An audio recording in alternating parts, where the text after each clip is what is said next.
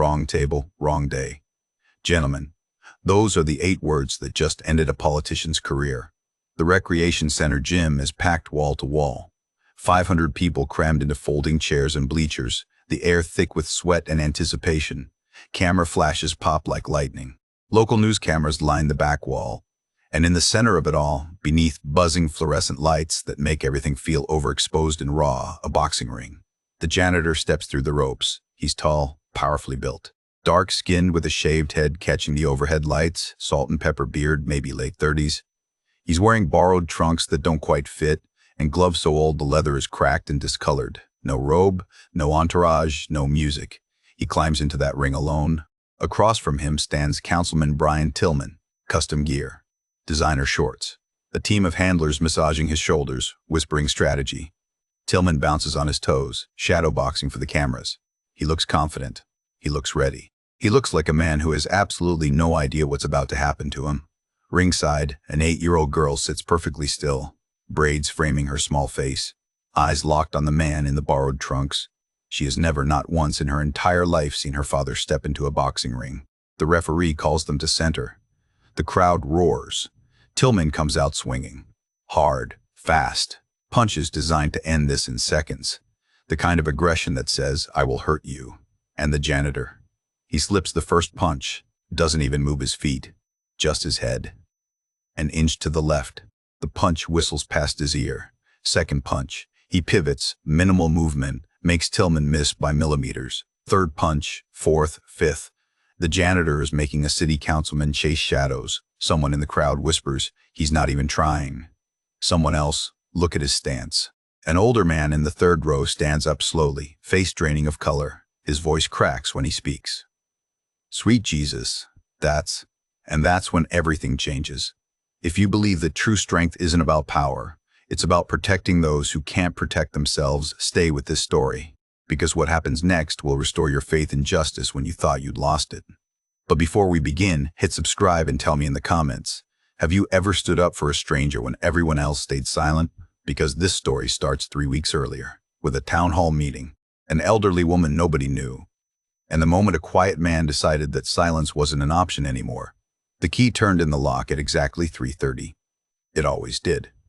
Darius Cole pulled open the heavy double doors of King Memorial Recreation Center and propped them with the rubber wedge he kept in his back pocket. Warm air rushed out, carrying the smell of old leather and floor wax, and the kind of sweat that soaked into walls over decades. He stepped inside, let his eyes adjust to the dim interior, and began his routine the way he always did, quietly. The mop bucket was in the utility closet. He filled it, added a splash of cleaner, and started with the lobby floor. Long strokes, methodical. The linoleum was scuffed and cracked in places, but it still cleaned up decent if you gave it the time. Through the windows, Southwest Atlanta moved at its usual pace. Corner stores with hand-painted signs. Kids walking home from school. Mrs. Jackson sweeping her stoop across the street the way she'd done every Tuesday for as long as anyone could remember. This neighborhood knew itself. People still called each other by name. Darius was halfway through the lobby when the first kids arrived. 3 boys, maybe 15, 16, backpacks slung over shoulders. They pushed through the doors and grinned when they saw him. Coach D, the tallest one, said. Jamal. Darius nodded. You're early. Trying to get some extra rounds in before the little guys show up. Equipment's ready. Sign in first. They did. Darius finished mopping, emptied the bucket, and moved through the building checking the rest. Bathroom stocked, weight room clear, ring ropes tight enough. Everything had a place, and he made sure it stayed that way. By 4 o'clock, the gym was filling up. A dozen kids, some as young as 10, some nearly grown. They came for the youth boxing program, but they came for more than that. They came because this place was theirs. Darius stood near the heavy bags and watched them warm up. Jumping rope, shadow boxing. A couple of the older boys climbed into the ring and started working combinations. He watched the way they moved, noticed when a jab dropped too low or when footwork got lazy. Jamal, he called, keep your left up. You're dropping it after the cross. Jamal adjusted mid-combination, threw it again. Better. There you go. One of the younger kids, a skinny boy named Marcus, stopped jumping rope and walked over. Coach D, when you gonna get in there with us? Darius smiled slightly. I don't box. But you know all the moves. Knowing and doing are different things. Why, though? Jamal joined them, gloves already on, breathing hard. Yeah, coach, how come you never spar? Not even with the older guys. Darius looked at the ring, at the ropes and the canvas and the way the light hit the corner posts. He looked at it the way someone might look at an old photograph of a person they used to know. Fighting is what you do when everything else fails, he said. You boys don't need to fail yet. Jamal frowned like he wanted to ask more, but something in Darius's tone told him not to. The kids went back to training. Darius stayed on the outside, correcting form, calling out advice, keeping distance between himself and the thing he used to be. The door to the office creaked open. Zoe appeared, clutching a piece of paper and a blue crayon. She was small for 8, all sharp elbows and wild energy, her hair pulled into braids that were starting to come loose on one side. She walked straight to her father and held up the drawing. Look, it was a house, a tree, 2 stick figures holding hands. That's good, baby, Darius said. Who's that? Me and you, she pointed, outside the rec center. He crouched down so they were eye level. You drew the tree perfect. One of my braids is coming out. I see that. He turned her gently, worked his fingers through the loose sections, and retied the braid with the same care he gave everything. Slow, precise. When he finished, she turned back around and smiled. Thanks, Daddy. Anytime. Mrs. Patterson, the center director, stepped out of the office behind Zoe. She was older, maybe 60, with glasses that hung on a chain around her neck and a tired kindness in her face. She looked at Darius and sighed. You coming to the town hall tonight? I'm planning to. It's not looking good, Darius. Tillman's got the votes. I don't know what we're supposed to say that'll change anything. Maybe nothing, but we should still say it. She nodded, though her face didn't change. 7 o'clock. Bring Zoe if you want. Might be good for the council to see the kids this place serves. I will. She went back inside. Zoe tugged on Darius's sleeve. What's a town hall? It's a meeting. Grown-ups talk about important things. Like what? Like whether this building stays open. Her eyes went wide. The rec center might close. Maybe. That's why we're going to the meeting, to make sure people remember why it matters. She looked around the gym, at the kids sparring and laughing and working themselves tired in a safe place. Then she looked back at her father. We're not going to let it close, right? Darius didn't answer right away. He watched Jamal throw a clean combination in the ring, watched the younger kids cheer, watched the way this place held them all together like hands around something fragile. We're going to try, he said. The session ran until 6. The kids filtered out one by one, calling goodbyes, dapping Darius up on their way past. Jamal was the last to leave. He stopped at the door and looked back. See you at the meeting, coach. I'll be there. When the gym was empty, Darius locked up the equipment and wiped down the ring. Zoe sat on the edge of the canvas, legs swinging, watching him work. The light through the windows was turning gold. Evening settling in. In the ring, 2 of the older boys were finishing up. One threw a jab. The other slipped it, countered with a hook that landed clean on the headgear. The first boy stumbled back, shook his head, reset. Darius watched. And for just a second, something shifted. His weight centered. His hands twitched at his sides. His shoulders rolled back into a posture he hadn't held in 9 years. The boy in the ring threw another combination. Darius's body knew exactly how he would have slipped it, exactly where the counter would land, exactly how it would feel. Then he caught himself, forced his hands still, let his shoulders drop. Zoe was looking at him. You okay, Daddy? Yeah, baby, he said quietly. I'm fine. But as they walked toward the office to grab their things, Darius couldn't shake the feeling that something was coming, something he'd been running from for a long time. And tonight, at that town hall meeting, it was finally going to catch up. The conference room was already full when Darius and Zoe arrived. Every folding chair was taken. People lined the walls 3 deep. The air was thick and close, heavy with the kind of tension that comes before bad news gets delivered in official language. Darius found a spot along the back wall. Zoe stood beside him, small hand gripping the hem of his jacket. At the front of the room, a long table had been set up. 5 people sat behind it, but only one mattered. Councilman Brian Tillman sat dead center, flanked by aides in matching dark suits. Tillman himself wore charcoal gray that probably cost more than Darius made in a month. His tie was silk. His cufflinks caught the fluorescent light. He looked like a man who'd stopped visiting neighborhoods like this years ago. Except when cameras were rolling, misses were rolling. Patterson stood and called the meeting to order. Her voice was tired. Thank you all for coming, she said. Councilman Tillman is here to present the city's development plan for this property. Tillman stood. He smiled the way politicians do when they're about to tell you something you won't like. Good evening, everyone. I know emotions are running high tonight. I understand this building means a lot to many of you, but progress requires difficult decisions. He clicked a remote. A projector hummed to life behind him, throwing images on the wall, architectural renderings, glass and steel, mixed-use condos with ground-floor retail, the kind of buildings that look nothing like the neighborhood around them. This development will bring jobs, tax revenue, economic vitality to an area that desperately needs it. Someone in the third row muttered something Darius couldn't hear. A few people shifted in their seats. Tillman continued for 10 minutes, used words like revitalization and investment and community benefit, never once said the rec center would be demolished, never once said the vote was already decided. But everyone in that room knew both things were true. When he finished, he asked if there were questions. An elderly woman in the second row stood slowly. She was small, dark-skinned, maybe 70. Her hands trembled slightly as she gripped the back of the chair in front of her. Darius had never seen her before. "My name is Dorothy Carver," she said. "I'm visiting my grandson this week. He brought me to this meeting because he said this place matters." Her voice was soft but clear. The room leaned in to hear her. "I taught school for 42 years.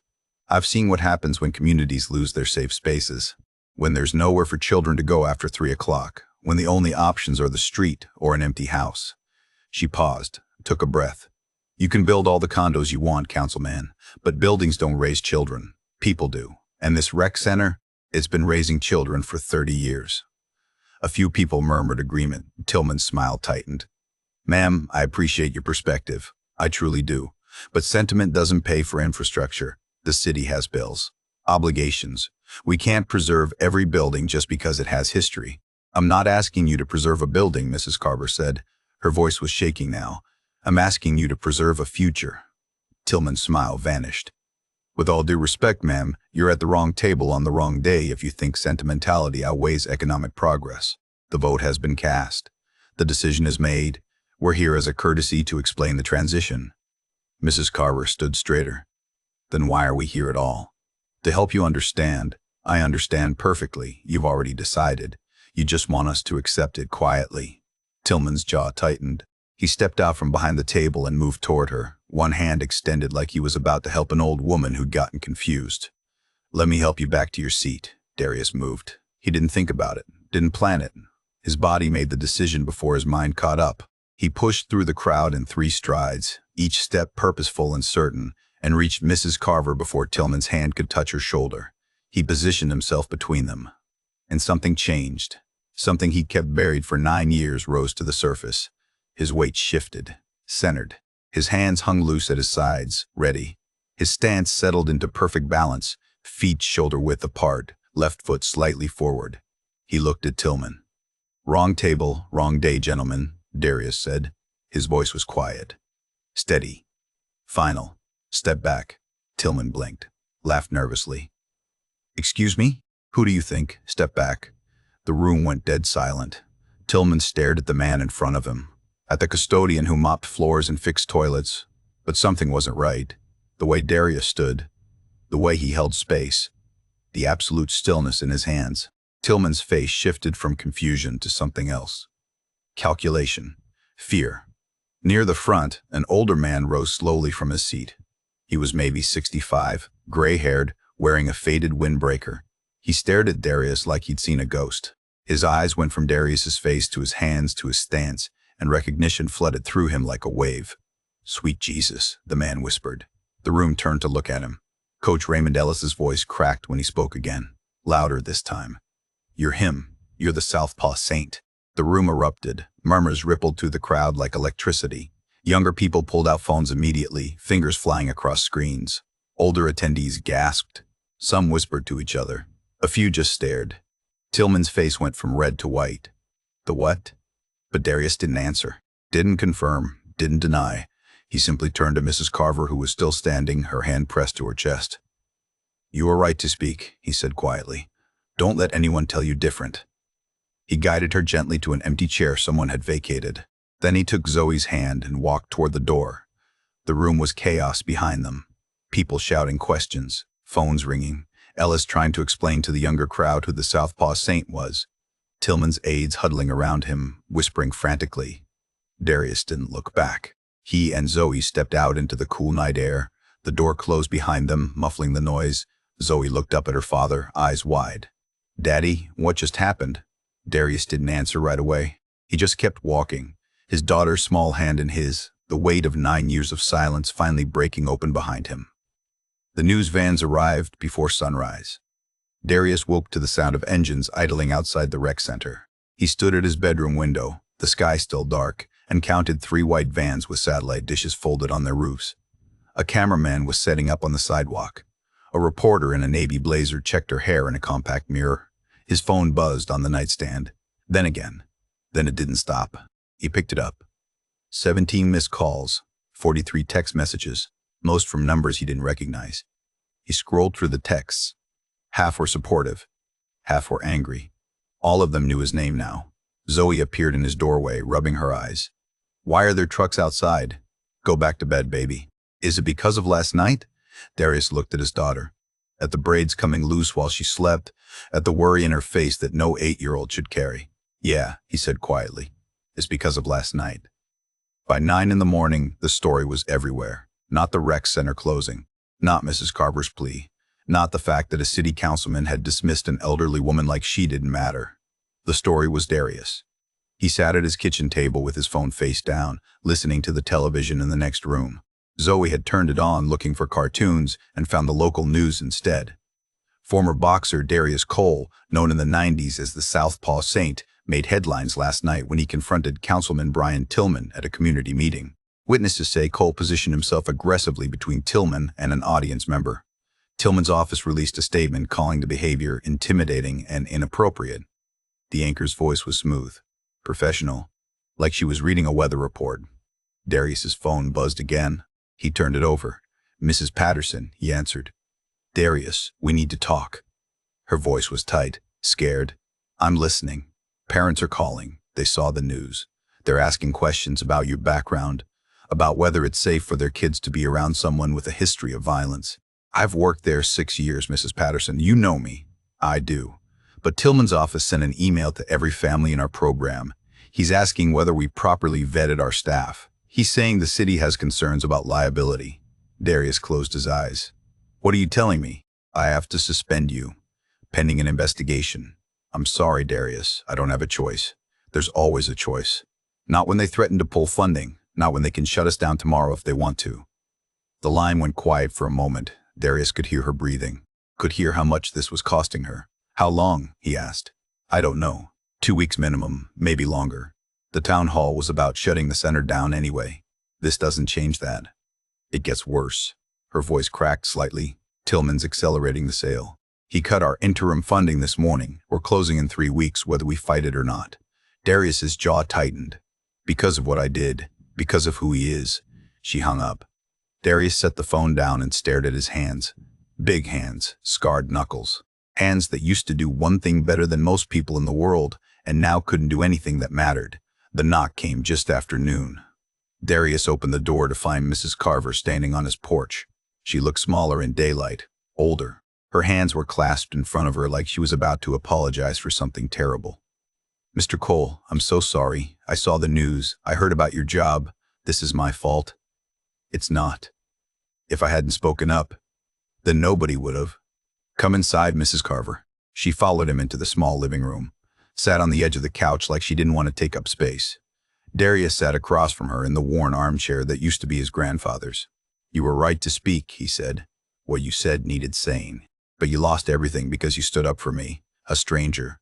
I didn't lose everything. I lost a job. There's a difference." From the kitchen, Zoe's voice called out, "Daddy, who's here?" "A friend, baby. Finish your lunch." Mrs. Carver's eyes were wet. "Why did you do it?" she whispered. "You didn't know me. You didn't owe me anything." Darius looked at her, really looked at her, at the dignity in her face, at the woman who'd stood up when everyone else stayed seated, who'd spoken when silence would have been easier. "Because it was right," he said. "And because somebody once taught me that silence in the face of wrong makes you part of the wrong." Zoe appeared in the doorway. She looked at Mrs. Carver, then at her father. "Are you in trouble because of the meeting?"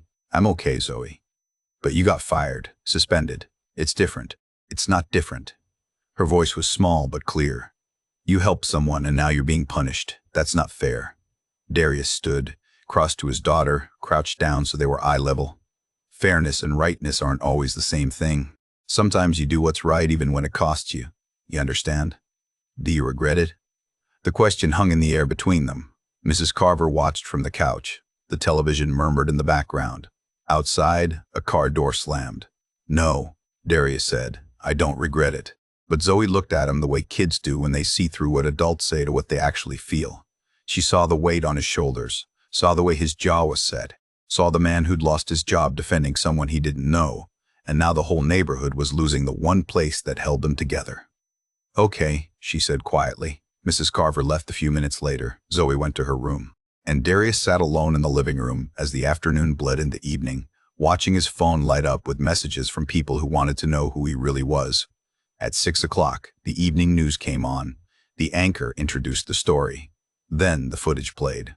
Darius watched himself move through the crowd at the town hall, watched himself step between Tillman and Mrs. Carver, watched the way his body changed, the way his stance shifted, the way he held space like a man who'd spent his whole life learning how to control violence instead of use it. And he watched Coach Ellis stand up, watched recognition flood the old man's face, watched his mouth form the words that had broken 9 years of silence wide open. "You're the Southpaw Saint." The footage cut to Tillman's press conference from this afternoon. Tillman in a different suit. Same expensive watch, same rehearsed concern. "We can't have individuals with violent histories intimidating public officials. I'm calling for a full review of all city-funded youth programs to ensure our children's safety." The screen cut back to the anchor. Darius turned off the television. He sat in the silence of his living room as the light outside faded, sat with the truth he'd been running from for 9 years. Sat with the memory of who he used to be before Pops died ringside and Shanice died in his arms.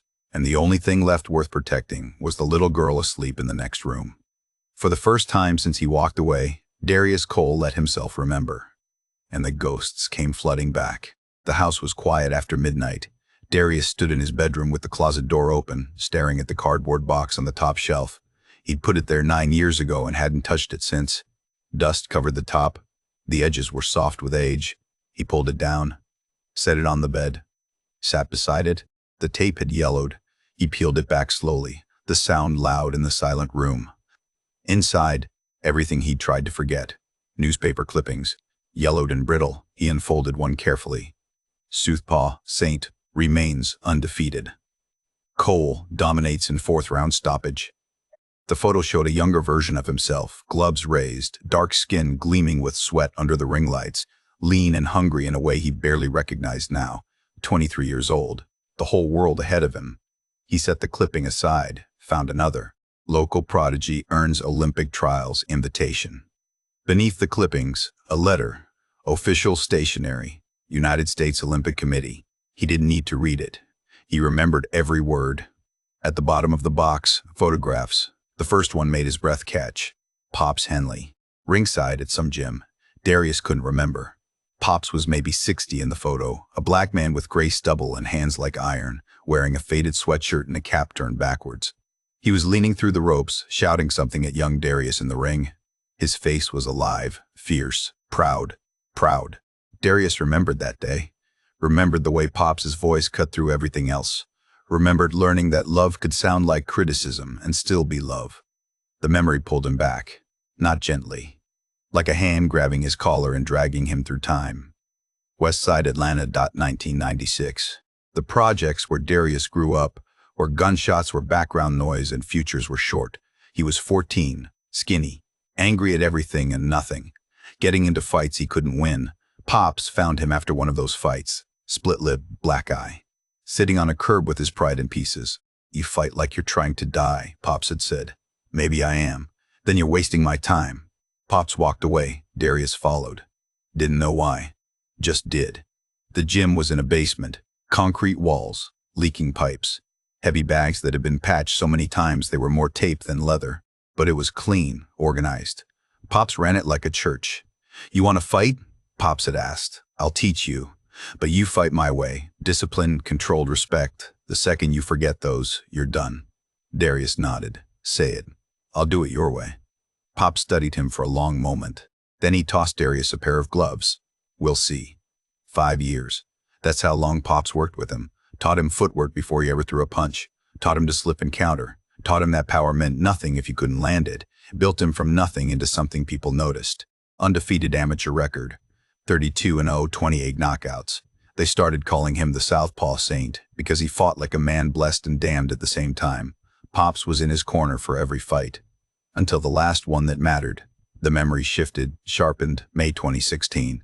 3 weeks before the Olympic trials. Darius was sparring in that same basement gym, working with a heavyweight named Marcus to test his movement against a bigger man.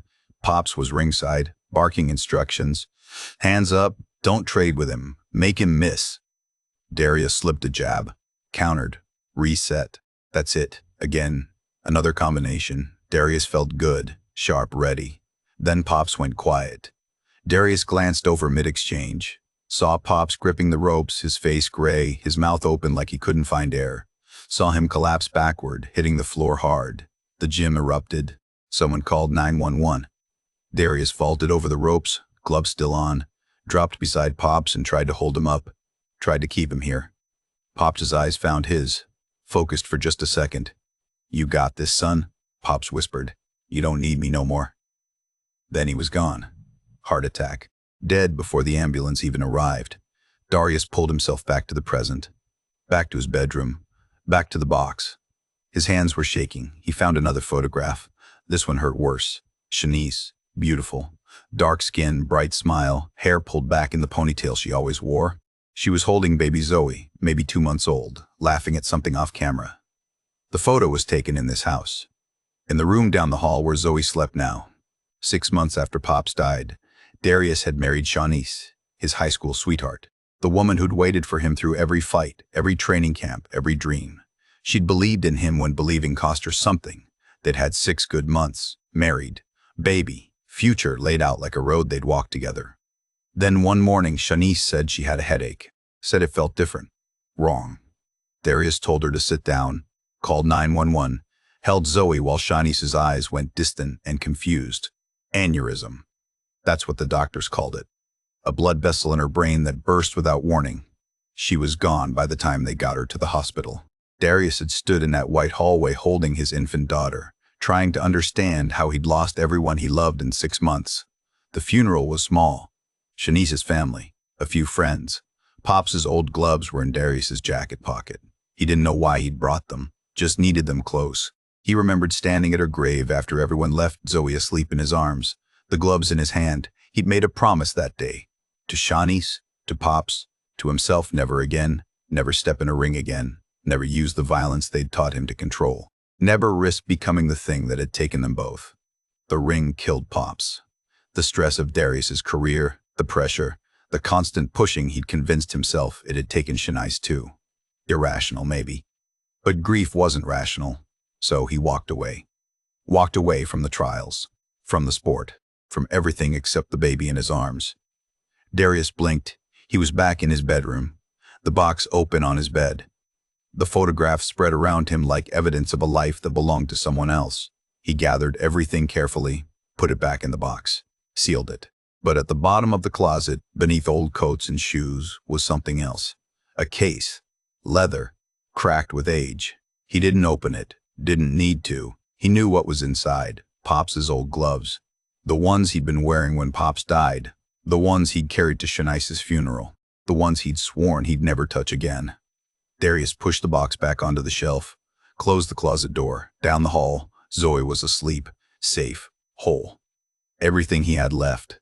He stood there in the dark, the weight of 9 years pressing down on his shoulders like a physical thing. The news was calling him a violent man. Tillman was using his past to destroy the rec center, and the whole neighborhood thought they knew who he was. But they didn't know the promise he'd made, didn't know the 2 people he'd buried, didn't know that every time he looked at a boxing ring, he saw Pops collapsing and Shanice's eyes going empty. I kept my promise, Pops, Darius whispered to the closed closet. I walked away. His voice cracked. But now I don't know what to do. The silence didn't answer. It never did. Zoe left the house before her father woke up. She'd written a note and left it on the kitchen table. Gone to help. Back soon. Love you. She knew he'd worry. But she also knew he wouldn't stop her if he understood what she was doing, and she couldn't explain. Not yet. The first bus came at 7:15. She looked up the route the night before on the tablet she used for homework. 2 transfers, 45 minutes. The address was written on a piece of paper folded in her pocket. The gym was in East Atlanta, smaller than King Memorial. The sign out front said, East Side Boxing Club, in faded letters. Zoe pushed through the door. The smell hit her immediately. Sweat, rubber, that sharp tang of old leather her dad's rec center had. This place knew the same things. An older black man sat behind a desk in the corner. Gray hair, lined face, reading glasses perched on his nose. He looked up when Zoe walked in. "We don't open till noon, sweetheart." "Are you Coach Ellis?" The man set down his newspaper, studied her. "I am." "Who's asking?" "I'm Zoe Cole, Darius Cole's daughter." Ellis stood slowly. His eyes went wide. "The Southpaw's little girl. I need your help." Ellis came around the desk, crouched down so they were eye level. His knees popped when he moved. "Does your daddy know you're here?" "No, sir." "That's what I thought. How'd you find me?" "I heard you at the meeting. You knew who my dad was. I looked you up online. Your gym was on the website." Ellis smiled slightly. "You're a smart kid. My dad's in trouble. The rec center's closing. He lost his job. And it's because he helped that lady, because he did the right thing." "I know. So can you help him?" Ellis sighed, stood back up, walked to the window and looked out at the empty street. "What kind of help you thinking?" "I don't know, but you remember him. You knew who he was when nobody else did. That has to mean something." Ellis turned back to her. "Come sit down." He pulled out a folding chair. Zoe sat.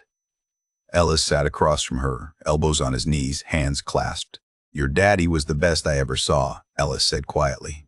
"And I saw a lot of fighters. He had something special. Control, discipline, heart. Pops Henley trained him right." "Can you get him to fight again?" "No." Zoe's face fell. "But," Ellis continued, "maybe I can get other people to fight for him." He picked up his phone, started scrolling through contacts, stopped on a name, hit dial. "Tommy Ray Ellis." "Yeah, it's been a while." "Listen, you remember the Southpaw Saint?" Zoe watched Ellis make 5 calls. Each one started the same way. Each one ended with the person on the other line agreeing to help. Promoters, trainers, a retired fighter who ran a sports bar. By the 3rd call, Ellis had a plan. Charity exhibition. Raise money to buy the rec center building outright. Take it out of the city's hands. They'd need a headliner, someone the old-timers would pay to see, someone whose name still meant something. Ellis hung up the last call and looked at Zoe. "We got a shot, but your dad's got to say yes." "To what?" "To stepping back in the ring. Just 1 round. That's all we need." Zoe's stomach tightened. She thought about what her father had told her. Fighting is what you do when everything else fails. She thought about the way he never stepped into the ring at the rec center, the way he watched from the outside. "He won't do it," she whispered. "Maybe, maybe not, but I gotta ask." Ellis showed up at Darius's house that afternoon. Zoe had gotten home 20 minutes earlier. Her father hadn't noticed she'd been gone.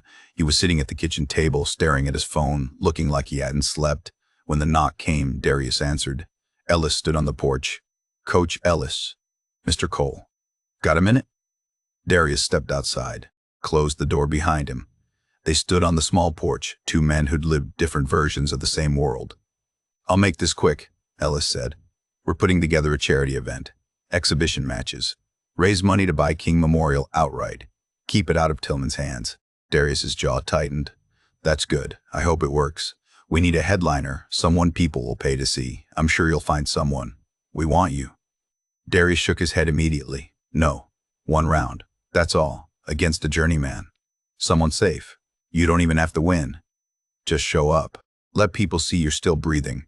That'll be enough." I said no. "Darius, I haven't thrown a punch in 9 years, coach. I'm not going back. This ain't about going back. It's about saving that building. Those kids. Find someone else." Ellis stared at him. Saw the wall. Saw the man who'd walked away and meant it. "All right," Ellis said quietly. "I understand." He turned to leave. Stopped at the bottom of the porch steps. "Your daughter came to see me this morning. Took 2 buses across town by herself. Asked me to help you." Darius's hands curled into fists. "She did what?" "She's 8 years old and she's trying to save the world because her daddy taught her to stand up when things are wrong. You raised her right, Darius. I hope you know that." Ellis walked to his car, drove away. Darius went back inside, found Zoe in her room. She looked up from her homework, eyes wide. I'm sorry, Daddy. I just wanted to help. Darius sat on the edge of her bed. He wasn't angry. He was tired. I know, baby. Coach Ellis said they need you. Coach Ellis doesn't understand. What doesn't he understand? Darius looked at his daughter. At the braids he'd done 3 days ago. At the fierce little face that looked so much like Shanice it hurt. Some things can't be fixed by going backward. Zoe didn't argue. She just nodded. But he could see she didn't agree. That evening, Tillman's face was on the news again. The story had shifted. A local reporter had picked up on the charity event idea. Social media was buzzing. People were asking if Darius Cole would fight. And Tillman, always quick to see an opportunity, called a press conference. He stood in front of City Hall. Cameras everywhere. Expensive suit. Perfect hair. I've heard about this charity event, Tillman said, his voice smooth and practiced, and I think it's a wonderful idea. In fact, I'd like to sponsor it personally. Reporters shouted questions. Tillman raised his hand. But I'd like to suggest an addition, a community champion component, a symbolic match between myself and a local volunteer, to show unity, to prove that we can disagree without division. Someone asked if he meant Darius Cole. Tillman smiled. If the janitor thinks he's still got it, I'd be happy to step in the ring with him. Show the community that I'm not afraid of a fair fight. The clip went viral in minutes. Darius sat on his couch and watched it spread across his phone. Comments poured in. People demanding he accept. People calling him a coward if he didn't. People treating a charity event like a grudge match. His phone rang. Text messages flooded in. The community wanted an answer. Darius's jaw locked. His hands gripped the phone so tight the screen cracked slightly at the corner. Then he turned it off, set it face down on the table, and sat in the silence of his living room, feeling the weight of a choice he didn't want to make, pressing down on him like a fist. Sunday morning came quiet and bright. Sunlight poured through the kitchen window, warming the worn linoleum floor. Darius sat at the table with a cup of coffee he hadn't touched. Zoe sat across from him, legs swinging beneath her chair, watching her father the way she'd been watching him all weekend. Waiting, she'd seen the video. Everyone had. Tillman's press conference. The challenge. The comments flooding in from people who didn't know her dad but thought they had a right to tell him what to do. You're not going to do it, she said finally. Not a question, a statement. Darius looked at her. Do what? Fight the councilman. He set his coffee down, wrapped his hands around the cup like he needed something to hold. No, I'm not. Why? You know why, Zoe. I know you don't like fighting, but this is different. People need you. Darius's jaw tightened. He looked out the window at the neighbor's yard, at the tree where Zoe used to play when she was smaller, at anything except his daughter's face. It's not different. Then why won't you tell me the real reason? Her voice was calm, direct. 8 years old, and already she knew when adults were hiding behind easy answers. Darius breathed out slowly. I walked away from boxing because it took everything from me, he said quietly. Pops died in a ring. Your mother died 6 months later. I couldn't keep doing the thing that felt like it caused all that pain. But Pops didn't die because of boxing. Zoe, he didn't, Daddy. He died because hearts stop sometimes. That's what you told me when I asked about Grandma, remember? You said people's bodies just stop working and it's nobody's fault. Darius closed his eyes. It's more complicated than that. And Mama didn't die because you were a fighter. She died because sometimes people just go. That's what Mrs. Patterson said at the funeral, I remember. The kitchen was silent except for the hum of the refrigerator. Sunlight caught the edge of Zoe's face, lit up the braids Darius had redone yesterday morning while she sat patient and still. Why are you bringing this up now, he asked. Because the rec center is dying too, and that's not because hearts stop, it's because bad people have power and good people stay quiet. Darius looked at her. You said that to me, Zoe continued. After the meeting, when Mrs. Carver came over, you said silence in the face of wrong makes you part of the wrong. I did. So why are you being quiet now? The question hung between them. Outside, a car drove past. Someone's dog barked. Normal Sunday morning sounds in a neighborhood that was about to lose the one place that held it together. Because I'm scared, Darius said. Zoe blinked. She'd never heard her father say those words before. Of fighting, of going back, of remembering who I was, of being that person again and losing you the way I lost them. His voice cracked on the last word. Zoe reached across the table, put her small hand on top of his big one. You're not going to lose me, Daddy. You don't know that. Yes, I do, because you're not the same person you were. Pops used to say something, didn't he? About the ring. Darius stared at his daughter. at the fierce little face that looked so much like Shawnee's it hurt. How do you know what Pops used to say? I heard you. Last night. You were talking to the closet. Despite everything, Darius almost smiled. What did I say? You said you kept your promise. That you walked away. And then you said you didn't know what to do. She paused. But I think you do know. You're just scared to do it. Darius's breath caught. Pops used to tell you something, Zoe said. About the ring not caring who you were. What was it? The ring doesn't care who you were. It only cares who you are. So who are you, Dad? The question hit him like a punch he didn't see coming. Not who were you? Who are you? Present tense. Right now, sitting in a kitchen with sunlight streaming through the window and his daughter's hand on his. I don't know anymore, he whispered. I think you do. You're the person who stands up when other people sit down. You're the person who helped Mrs. Carver even though you didn't know her. You're the person who taught me that doing what's right matters more than doing what's easy. She squeezed his hand. And you're my dad. That's who you are. Not who you were. Darius looked at his daughter, 8 years old, fierce, right, looking at him like she could see straight through to the truth he'd been hiding from himself. Pops died in a ring. Shanice died in his arms. But neither of them died because he was a fighter. They died because life is fragile and hearts stop and sometimes people go before you're ready to let them. And the rec center was dying for a different reason. A reason that could be stopped. If I do this, Darius said slowly, it's not a fight. Zoe tilted her head. What is it? A lesson. I'm not getting in that ring to hurt Tillman. I'm getting in to show him what he doesn't understand. What doesn't he understand? Darius thought about the town hall. About Tillman dismissing Mrs. Carver like she didn't matter. About power used to crush instead of protect. That strength isn't about how hard you hit. It's about what you protect when nobody's watching. Zoe smiled. Not a kid's smile. Something older, knowing. Pops would have liked that. Yeah, Darius said quietly. He would have. He stood, walked to the hallway, opened the closet door. The box was still on a shelf where he put it 3 nights ago. But at the bottom of the closet, beneath coats and shoes, was the case. Leather cracked with age. Holding the gloves he swore he'd never touch again. He pulled it out, set it on the floor. Zoe appeared in the hallway behind him. Those are Pops's gloves? Yeah. Can I see them? Darius opened the case. The gloves were old. Brown leather worn soft in places, stitching coming loose at the thumbs. They smelled like old gyms and sweat and memory. Zoe reached out, touched one gently. They're smaller than I thought. He had small hands, but they were strong. Darius picked up the gloves, held them, felt the weight of 9 years pressing against the weight of what needed to happen next. You're really gonna do it? Zoe asked. Yeah, baby, I'm really gonna do it. She threw her arms around his waist, held tight, and Darius stood there in the hallway of the house he'd raised her in, holding gloves that belonged to a dead man and a promise that was finally breaking open, and let himself believe that maybe going back wasn't the same as being lost. The rec center gym had never seen a crowd like this. 500 people packed into a space built for half that. Bleachers overflowed. Folding chairs lined the walls 3 deep. People stood shoulder to shoulder in the back, craning their necks to see the ring at center.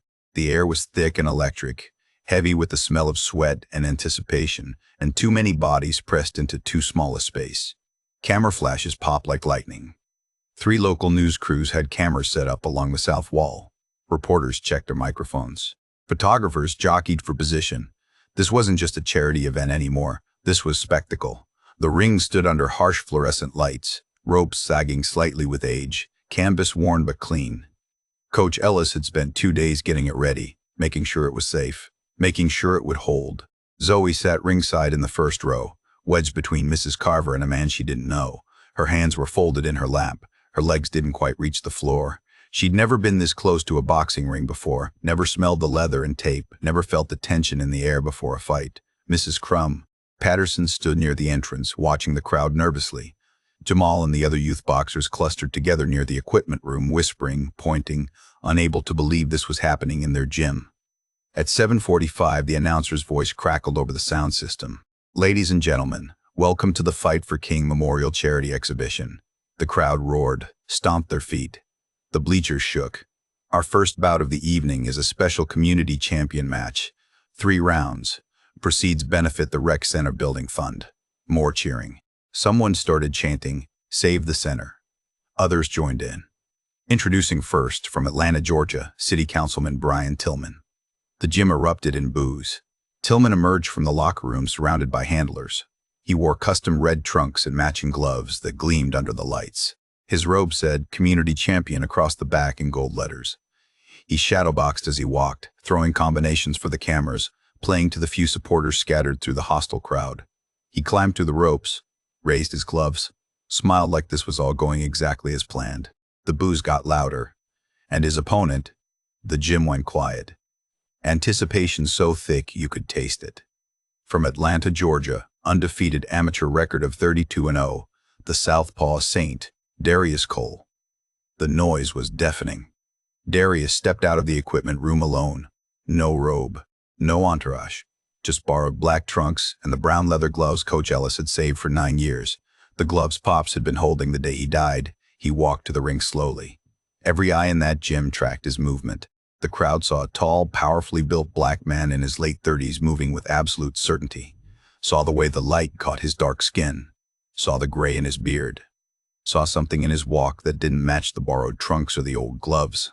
Zoe watched her father climb through the ropes and felt something shift in her chest. She'd never seen him like this, never seen his shoulders set this way, never seen his face this calm and this focused at the same time. Coach Ellis climbed in after him, stood in the corner, put a hand on Darius's shoulder and whispered something Zoe couldn't hear. The referee called them to center, a middle-aged white man in a striped shirt who looked like he'd done this 1,000 times. "Gentlemen, this is a 3-round exhibition. I want a clean fight. Protect yourselves at all times. Touch gloves." Tillman stepped forward. He was maybe 6 feet, well built from his vanity training, confident in a way that came from never being truly tested. He looked at Darius and smirked. "Hope you stretched, old man. Wouldn't want you pulling something out there playing dress-up." Darius said nothing. Just looked at Tillman with eyes that had seen things Tillman couldn't imagine. They touched gloves, turned, walked to their corners. Zoe's hands tightened in her lap. The bell rang. Tillman charged forward immediately. No patience, no strategy. Just raw aggression designed to end this fast and make himself look strong. He threw a hard right, power behind it, meant to hurt. Darius's head moved left, an inch. The punch whistled past his ear. Tillman reset, threw a left hook. Darius's head moved right, minimal movement. Just enough. The crowd murmured. Tillman circled, threw a combination, jab cross hook. Darius didn't move his feet, didn't step back, didn't retreat. He just moved his head. Small, precise adjustments, making Tillman miss by millimeters. The gym went quiet.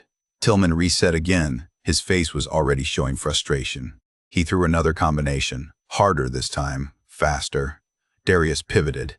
His feet slid across the canvas like he was dancing. Tillman's punches cut through empty air.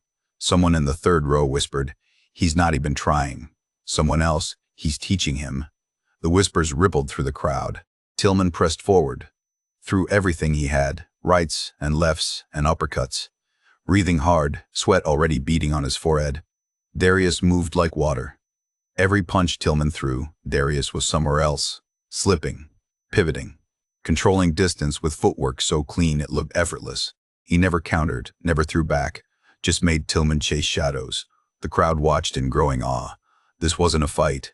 This was a lesson, a demonstration. A man showing another man exactly how outmatched he was without ever landing a punch. Zoe sat perfectly still, watching her father do something she'd never seen before, understanding for the first time what he'd walked away from, what he'd been. The bell rang. End of round 1. Tillman stumbled back to his corner. His handlers surrounded him, wiped his face, gave him water, whispered urgently. Darius walked to his corner, wasn't even breathing hard. Coach Ellis stood there grinning. Didn't say a word, didn't need to. Darius turned, looked across the gym, found Zoe in the first row. Their eyes met, and Zoe nodded. Small, simple, clear. "Keep going, Dad. Show them." The bell rang for round 2. Tillman came out of his corner like a man who decided desperation was strategy. No more trying to look good. No more playing for the cameras. Just raw aggression fueled by frustration and the growing realization that he was being made to look foolish in front of 500 witnesses.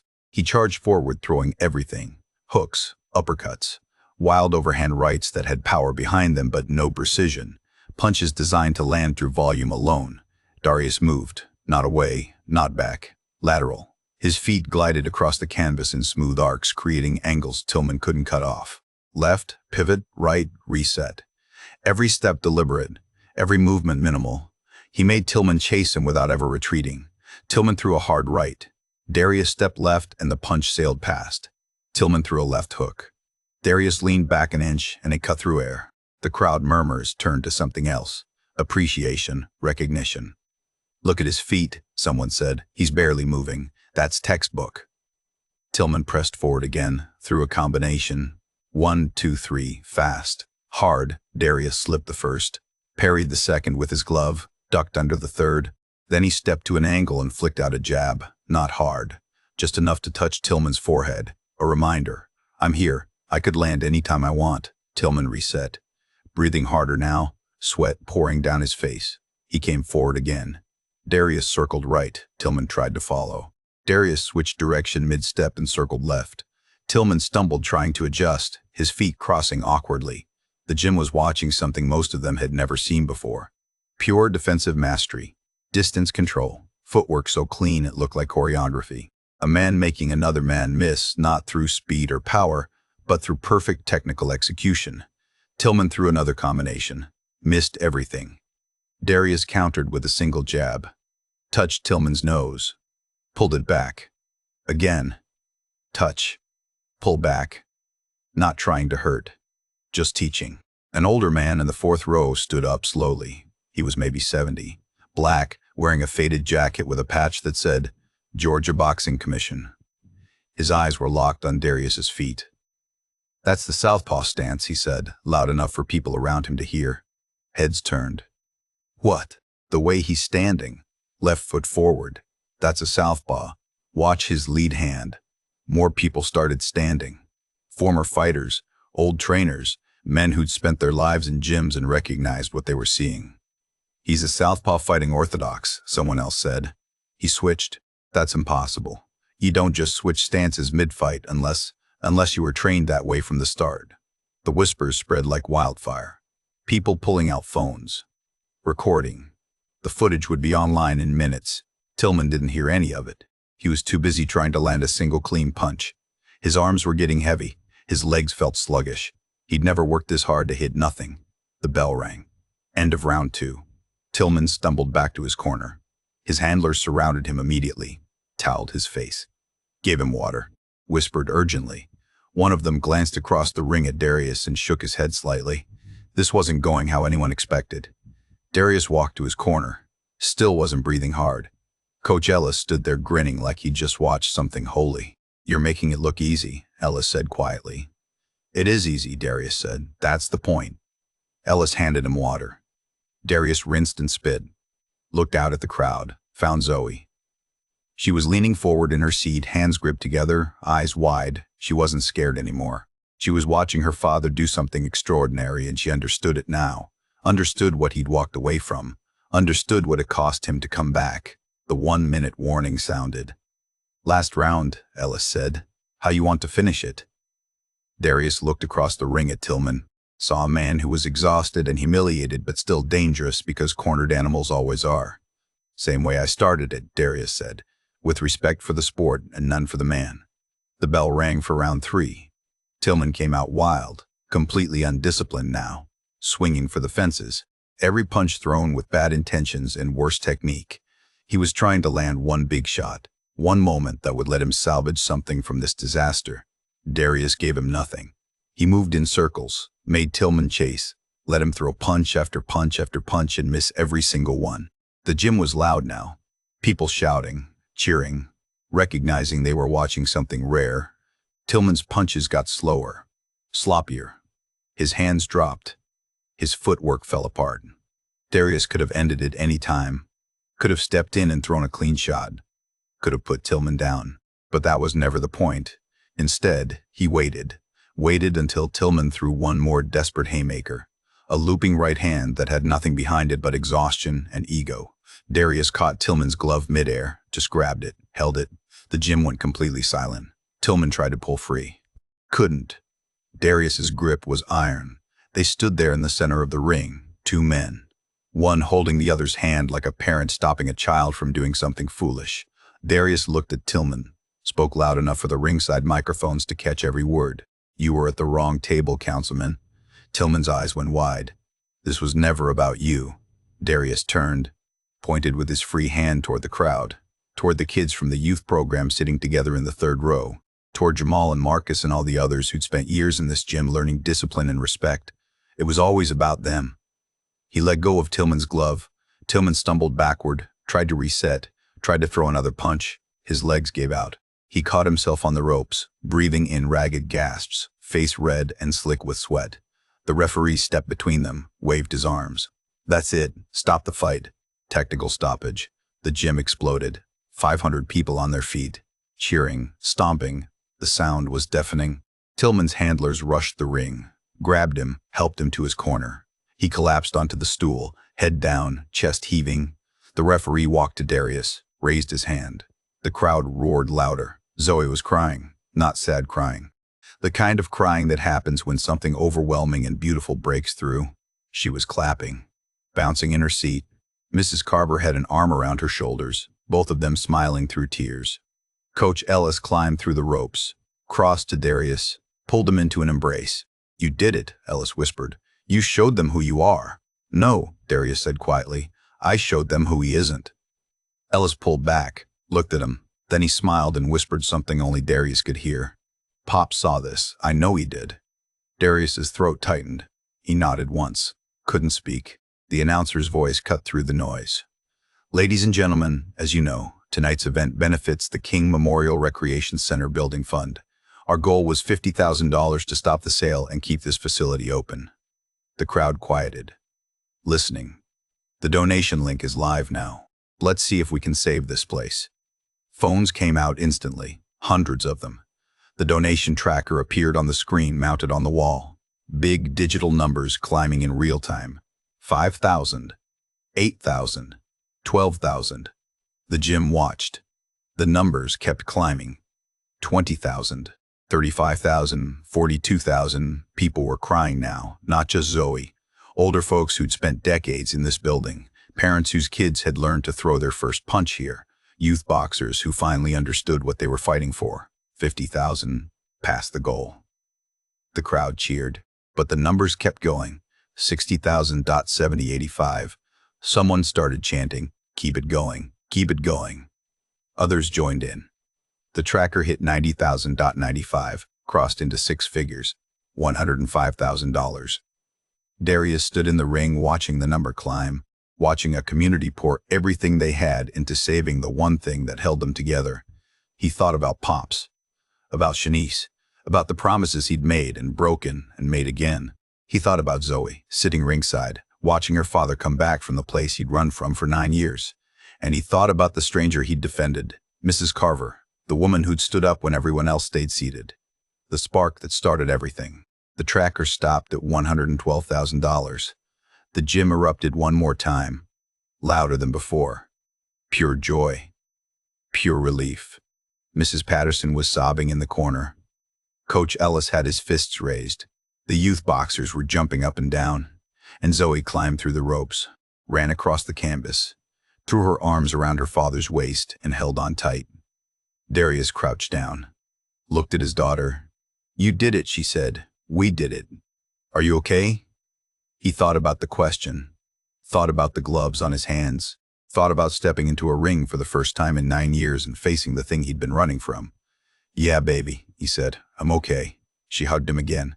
And Darius Cole, the southpaw saint, the man who'd walked away from everything and come back for all the right reasons, held his daughter in the middle of the ring while 500 people celebrated around them. The cameras caught it all. The embrace, the tears, the moment a community saved itself. And in the corner of the gym, unnoticed by almost everyone, Councilman Brian Tillman sat on a stool with his head in his hands, understanding for the first time in his life what it felt like to be on the wrong side of history.